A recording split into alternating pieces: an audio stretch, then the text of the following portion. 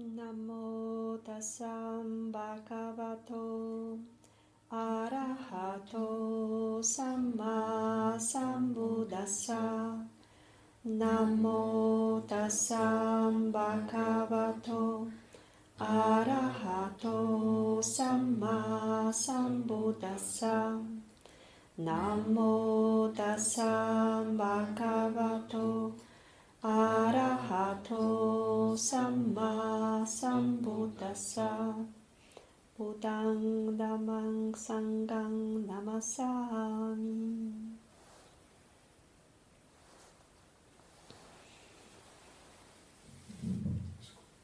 Die Silas, kann man hören? Ja?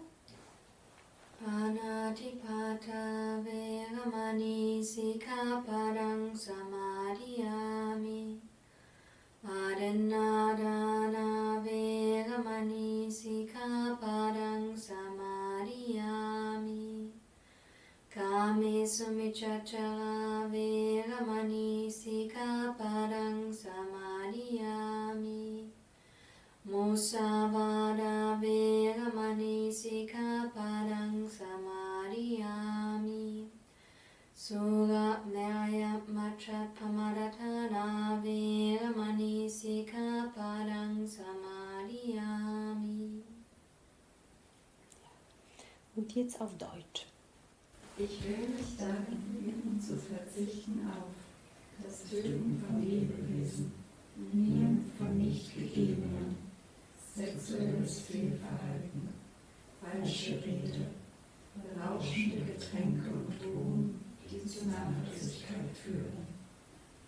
Ich habe jetzt mitgebracht ein Zitat von Ajahn Lee Damodharam. Ne? Ajahn Lee, der lebt nicht mehr, das ist ein Waldmönch aus Thailand. Vielen Dank, die Bücher könnt ihr ja schon haben. Und das, was ihr jetzt vorgelesen habt und was die Samaneri Siriranda auf Pali gesprochen hat, nennt man in buddhistischen Tradition Silas. Das ist heilsame Verhalten. Und ich werde heute ein bisschen erzählen über diese. Warum ist das so ein Teil zu der Praxis und zur Meditation? Warum ist das ein sehr wichtiges Fundament für Meditation oder für Frieden, für unseren Geist? Das Gute, das sie tun, wird sie in Zukunft begleiten, sagt er. Aus diesem Grund lehrte uns der Buddha zu meditieren, der Körper zu betrachten, um Leidenschaftslosigkeit entstehen zu lassen. Es ist unbeständig, stressig und nichts von uns. Man leiht es sich für eine Weile aus und muss es dann zurückgeben. Der Körper gehört nicht zum Geist und der Geist gehört nicht zum Körper. Sie sind getrennte Dinge, die voneinander abhängen. Wenn du das sehen kannst, hast du keine Sorgen oder Anhaftungen mehr. Sie können den Körper loslassen und 3 Brocken Rost, weiß ich nicht, das ist aus Englisch auf Deutsch übersetzt, durch einen Übersetzer, vielleicht ist das was falsch, Selbstidentitätsansichten, Anhaften an Vorschriften und Praktiken und Unsicherheit auf dem Pfad werden von innen Herzen abfallen. Darüber werde ich noch dann erklären. Also die 3 Wurzeln, ja, deswegen hat das Brockenrost, aber das eigentlich geht um Wurzel. Die 3 Wurzeln werden durchgeschnitten durch die Praxis. Ne? Das ist wir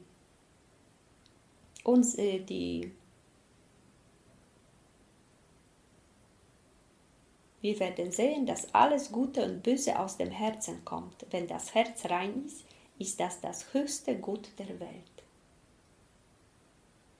Und dazu ist eigentlich die Meditation. Ja, der Herz zu reinigen und die Realität zu erkennen. Und wie reinigen wir das Herz? Das ist nicht so einfach. Wir bemühen uns und bemühen, wir wissen, was Gutes ist, das wissen wir schon. Trotzdem wir können das nicht einsetzen. Ja, wir sind enttäuscht, wir sind verzweifelt und wir bemühen uns und bemühen. Aber weil wir nicht wissen, passiert, dass wir laufen hinter dem, was eigentlich leidvoll ist. Deswegen das Wissen vorher so notwendig ist. Die Silas, das heilsame Verhalten, ist es das, was den Geist zur Ruhe bringt. Nicht töten, wenn wir kein Lebewesen töten, nicht mal kleinste Ameise oder Spinnchen oder sowas, werden wir nie Angst haben, dass etwas uns passiert. Wie das funktioniert auf den Tiefen, das ist jetzt, kann man nicht so schnell erklären, ja? Aber man erkennt, dass aus Ursache und Wirkung diese Welt entsteht. Und wenn man das erkennt, dann wird man sowieso von selbst nie mehr wehtun jemandem. Ja? Aber dieses, dass wir erstmal auf uns dieses bewusst wird, wenn wir auch Kleintierchen, Mücke oder so, manchmal, wie viele Male hat man so Klaps gemacht, weil eine Mücke hat gebissen. Oder Tiere, die wir als Schädlinge selber einstufen, wir töten sie. Das hat aber eine Wirkung.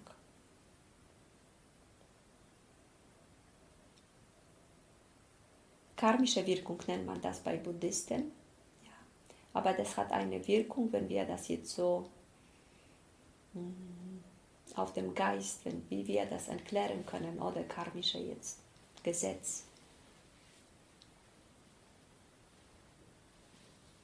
Wenn wir nie Gewalt erfahren, wenn wir nie geschlagen werden, nie beschimpft und selber das nicht machen, dann wird in unserem Geist das gar nicht existieren.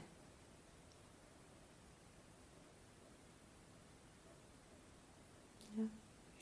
Und Gewalt möchte niemand erleben.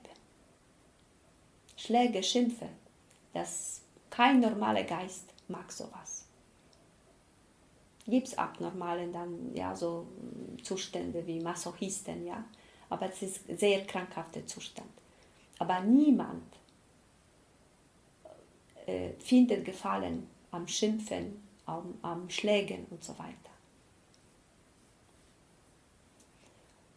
Und wenn wir das bei uns nicht mögen, dann können wir auch sicher sein, dass die anderen auch das nicht mögen. Ja. Und die kleinen Tiere, ja, manchmal beim Tieren, größeren können wir nachvollziehen, aber die kleinen Tiere, die reagieren genauso. Ja, bei mir lebt im Zimmer jetzt seit ein paar Tagen so ein kleiner Käfer, also so groß, so klein ist er auch nicht, ja, ein bisschen größer. Das ist so ein Tannenkäfer. Ja. Er lebt da, oft sitzt er auf dem Fenster, manchmal krabbelt er neben der Matratze. Und manchmal spreche ich mit ihm und beobachte ihn. Ja, und dann versuchte ich ihn anzufassen. Er mag es nicht. Er nimmt die Beinchen weg. Ja, dann habe ich versucht, er hat so eine bisschen breitere Rücken, habe ich versucht, ihn dann zu streicheln, zart. Ne? Das mag er auch nicht. Ne? Er geht dann ja, so zur Seite. Ja, dann habe ich gesagt, ja, werde ich dich nicht stören, wenn du nicht magst. Ne? Die Katzen mögen das. Ich habe gedacht, vielleicht den Käfer auch, aber er mag es nicht. Manchmal ist es, ja, dass wenn man da so eine kleine Tiere, dass sie dann weglaufen. Ich hatte mal eine kleine Spinne, die hatte so, die Beinchen, die waren so bräunlich-rot, so hell, ja, so bräunlich. Und so nach vorne die Beinchen und nach hinten, aber so nicht gewöhnliche. Ja, ich habe gedacht, oh, vielleicht ist die giftig und wenn die dann im Bett ja, reinkommt, ne, vielleicht bringe ich sie raus. Ne? Man weiß es nicht, was da so. Ne? Alle anderen Spinnen können bei mir wohnen, aber diese kannte ich nicht. Ich wusste nicht, ja, vielleicht ist die dann bissig und wollte ich die weg. Die hatte aber Angst, die ist so weggelaufen. Ja. Und ich wollte noch schneller, ja, die war noch schneller. Und dann hat sich in eine Ritze zwischen zwei Wänden, also in der Ecke, so verkrochen. Und das tat mir so leid. Die hatte Angst. Die rennte um ihrem Leben. Die wusste nicht, dass ich sie nach draußen bringen will. Die haben Angst, die Tiere. Auch wenn wir das nicht so für uns so beim kleinen Insekten nicht so klar ist. Die haben Angst. Die wollen leben, so wie wir. Wenn man die wirklich beobachtet. Ja? Auch die Spinnen und alles Mögliche. Die haben Kinder. Die beschützen die Kinder. Wenn man die Welt beobachtet, ja, dann erkennt man das. Und dann weiß man, jeder möchte leben. Jede Wesen möchte leben. In Frieden leben. Wenn Hunger kommt, dann wird man gejagt. Wird selber zum Gejagten und wird Jäger. Ja, das ist die Natur. Aber leiden mag niemand. Ja. Und aus diesem, wenn wir dieses auf uns nehmen, wenn wir wirklich das leben, dann werden viele Sachen nicht passieren. Die zweite ist, nichts nehmen, was nicht gegeben wird. Das ist dieses heilsame Verhalten, diese 5, die bringen in unseren ruhigen Schlaf. Und die ganze Karussell wird ruhen. Ja, die Ängste und das alles. Das ist wirklich, ist es Heilung. Und das ist nicht nur bei Buddhisten, das sind alle, ja, so Religionen auch, und alle Weisen sprechen über diese friedliche Verhalten, über Ethik. Nicht Moral, über Ethik. Und das gehört dazu, die zweite ist, nichts nehmen, was nicht gegeben wird.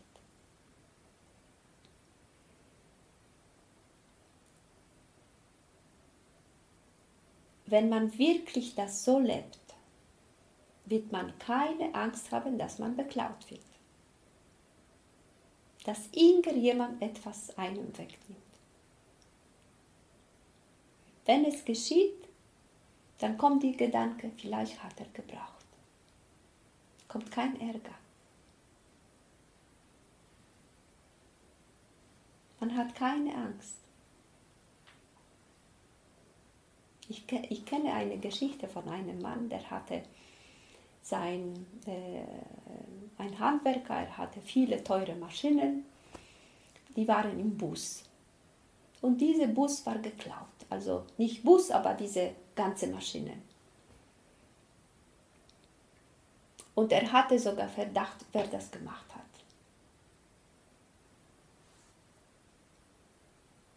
Aber er hat gesagt, als ich jung war, habe ich das auch gemacht. Also nicht jetzt Maschinen, aber was anderes habe ich auch geklaut. Jetzt kam das wieder zurück. Er hat die Anzeige nicht gemacht. Ja? Das war nicht gut, was die anderen gemacht haben. Aber er hat gesagt, ich habe das auch gemacht.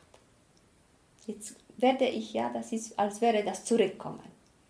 Aber ich werde nie wieder sowas machen. Ja? Das nicht mal kleinste Sache nehmen. Bemüht sich, ja, nichts zu nehmen.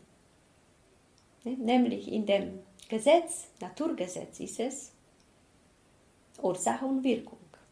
Keine Strafe, aber Ursache und Wirkung. Einmal, dass das auf uns nicht zurückkommt, wirklich im Materiellen sich nicht manifestiert, aber auch Ängste werden nicht da kommen. Angst, ich werde beklaut. Es wird nicht kommen. Man schläft ruhig. Der Geist wird ruhiger. Dritte, mit sexueller Energie heilsam umzugehen.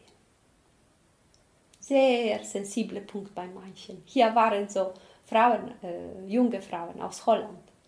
Oh, die haben sich gewehrt. Ja, die haben sich gewehrt. Die sagen, alles kennen sie, aber das ist frei. Da wollten sie damit nicht reden wollen, ja, nicht zu reden. Aber heute habe ich das war chinesischer, ich glaube, Meister, ne? Ja. Also ich habe mal vor Jahren über diese Energie beim Yoga gelernt. Ja? Sexuelle Energie ist Lebensenergie. Und die Yogis gehen sehr, sehr sensibel damit um. Weil die Lebensenergie so kostbar ist. sehr kostbar. Wir haben Power dadurch. Wird sie verschwendet, ja, ist die Lebensenergie in uns weniger. Die Psychologie sagt aber was anderes. Ja, manche, dass man länger lebt, wenn man das, ja, so sexuelle, pflegt und so weiter, die Paare leben länger und so weiter. Die Yoga-Weisheit sagt was anderes. Und die ist tausende Jahre alt. Die sexuelle Energie ist Teil, das ist Lebensenergie. Und die ist sehr kostbar. Kann man nachvollziehen. Ja, in einem Samen, ja, ein Samen, von dem ein Baum wächst, ist die ganze gespeicherte Energie in einem Samen, dass da so ein Baum wachsen kann. Genauso ist bei Menschen. Ja, und dann wird das einfach so weggeschleudert. Ja, zum Leben zu entstehen. Dann ist die Potenzial da. Aber so ist denn das Potenzial verschwendet. Soll man behutsam damit umgehen. Dann ist es mehr Kraft. Die Yogis wissen das. Normalerweise der Körper eigentlich braucht nur 4,5 Stunden Schlaf, mehr nicht. Danach, wenn wir länger schlafen, ist die Energie verbraucht. Ja, das ist dieser Punkt zwischen 1 und 3, wo man eigentlich aufwachen wird. Wenn man normal praktiziert, viel praktiziert, ist das normale Zeit, wo man aufwacht. Ja. Später, wenn man in Traumphase geht, wird die Energie wieder verbraucht. Manchmal wecken wir auf sehr müde. Und manchmal können wir überhaupt nicht aufwecken. Ja, es ist 8 und wir werden immer noch schlafen. Ja. Durch die Praxis verändert sich das. Viel mehr Lebensstunden haben wir. Aber zum was ist es noch wichtig, diese sexuelle Energie? Ja, das ist Lebensenergie. Das ist Power. Behutsam damit umzugehen. Das ist für eure Gesundheit. Dann die Sprache. 4. Sila ist es heilsame Sprache. Das ist sehr schwierig. Für mich ist es schwierigste, mit der Sprache heilsam umzugehen. Ja? Das heißt, mit dem Tonus, wie man dann spricht, wie man ausspricht. Ja? Kann gute Intention sein, wenn aber ja, dann kann ganz andere Wirkung sein. Dann nicht lügen, nicht tratschen, nicht bewerten. Das ist jetzt schon hohe Kunst, ja, nicht zu bewerten. Die Sachen so nehmen, wie die sind und nicht so, wie wir die sehen. Weil die Wahrnehmung ist nicht richtig wahr.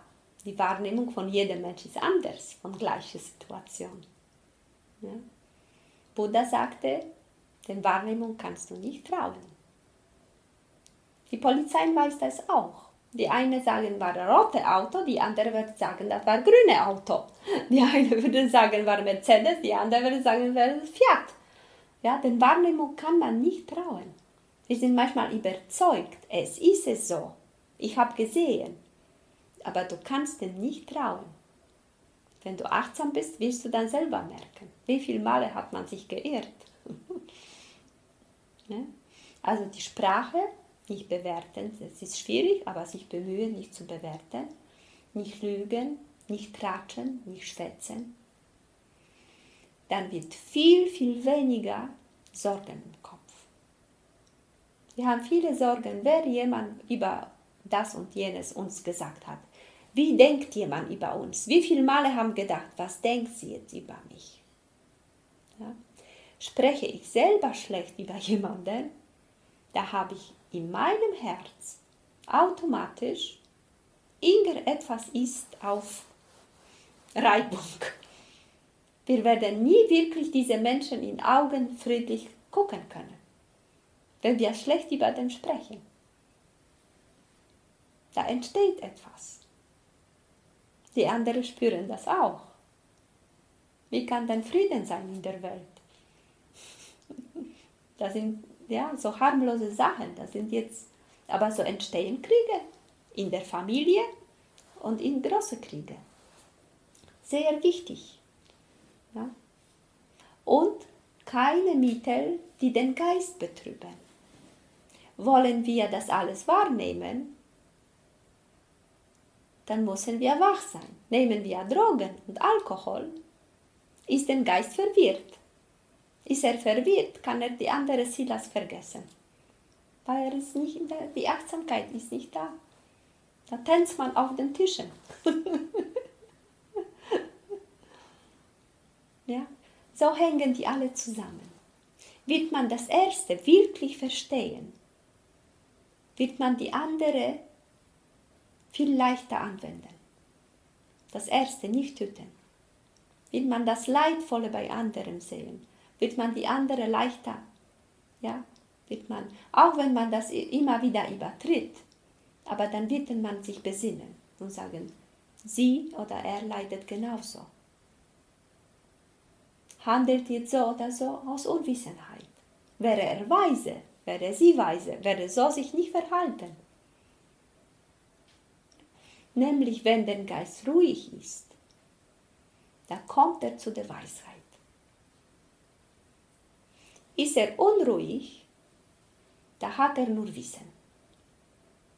Wissen hat er, was er gelesen hat, gehört hat, dann ist er im Kopf gespeichert.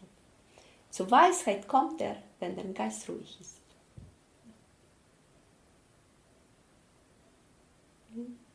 Und was ist diese Weisheit? Das ist so etwas Kostbares. Die Sache, die Dinge sehen so, wie die sind, unverzerrt. Ohne ich sehe es. Rein, ohne dieses Ich. Die großen Menschen, die Poesie geschrieben haben, ja, oder manche Musikwerke waren auch so geschrieben, ja, die Musikkompositionen. Manche Gemälde, die waren in diesem Zustand gemalt. Wo das Ich, Ego, zur Seite gegangen ist. Manche haben gesagt, manche nennen das Gott, die sagen, Gott hat über mich gesprochen. Ich war nicht da. Oder die Hand hat geschrieben, das war ich nicht. Habt ihr vielleicht mal sowas schon gehört? Das ist dieser Zustand, wo dieses Ich, Wahrnehmung, mein Welt, ich sehe so, meins, deins und so weiter, wo das zur Seite gekommen ist. Dazu führt die Meditation, zu dieser Weisheit. Und da gibt es keinen Krieg.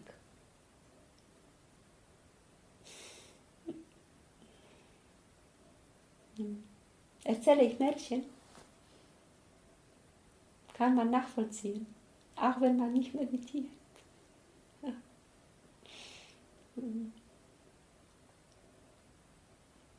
Manchmal kommt mir zu weinen, ja, weil es ist so einfach, aber so schwer für uns umzusetzen. Es ist schwer für alle, auch für die, die dann im Kloster leben und lange praktizieren, ist es nicht einfach. Man muss sich bemühen, immer wieder vom Neuen, immer wieder vom Neuen. Ja, jeden Tag früh, ja, um 4 aufstehen, um 5 Meditation. Ja. Die lange praktizieren, die stehen dann schon um 1. Ja, aber es ist mühsam, aber es ist möglich. Und der Geist wird immer friedlicher und friedlicher und friedlicher. Ist es hier Frieden, dann können wir auch Frieden in unsere Familien bringen. Weil wir lernen, mit den Situationen, mit den Menschen anders umzugehen. Ja, die Geduld, die da kommt und die Verständnis, die Verletzungen, die werden wie mit Medizin, die werden geheilt. Dann plötzlich spricht man anders mit der Mutter und mit dem Vater und mit dem Bruder und Schwester. Ja, mit Geduld und Verständnis, aber auch mit Grenzen. Ja, das heißt nicht, dass wir Opfer sind. Wir können auch Grenzen stellen. Aber die Grenzen tun nicht weh. Komischerweise die Menschen, die spüren das. Wenn selber man ist in diesem Gleichmut, in diesem offenen Herz, die anderen werden anders sich verhalten. So hat es so eine Wirkung. Ja, wir müssen uns bemühen, selber zu praktizieren und dann weiter unseren Freunden, Familien, Kindern weiter das geben. Ja, dass wir, wenn wir wollen, friedlich leben. Der Hass bringt Hass. Frieden bringt Frieden. Auch wenn man denkt, na, ich muss mit Aktionen dazwischen. Ne? Man muss weise sein. Nicht Opfer, weise.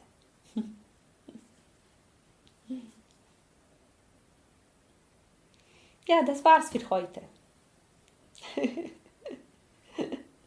Gut gesprochen? Ja, man sagt das in Asien, ne? Gut gesprochen. Sadhu, sadhu, sadhu.